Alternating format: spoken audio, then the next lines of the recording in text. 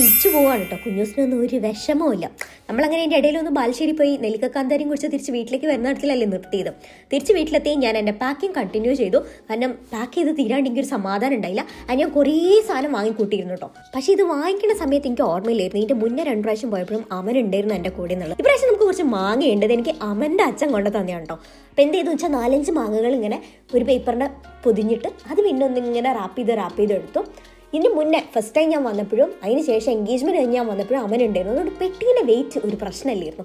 30 kilo allowance ഉണ്ടെങ്കിൽ 30 kilo സാധനം ഞാൻ കൊണ്ടുവരുമായിരുന്നു. പക്ഷേ ഈ പ്രാവശ്യം എനിക്ക് അതിനുള്ള ധൈര്യമില്ല. കാരണം എനിക്ക് ഈ പെട്ടി പൊക്കാൻ പറ്റുന്നില്ല.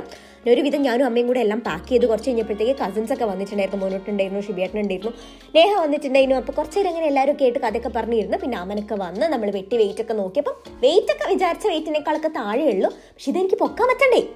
അങ്ങനെ ഒരുവിധം നമ്മൾ എയർപോർട്ടിലേക്ക് ഇറങ്ങിയിട്ടുണ്ട്. കുഞ്ഞൂസിന് ഒരു വിഷമമില്ല ഞാൻ പോണതിൻ്റെ കാര്യത്തിൽ. അത് ഭയങ്കര ഹാപ്പി ആയിട്ട് തന്നെ ടാറ്റൊക്കെ തന്നിട്ട് വിട്ടു.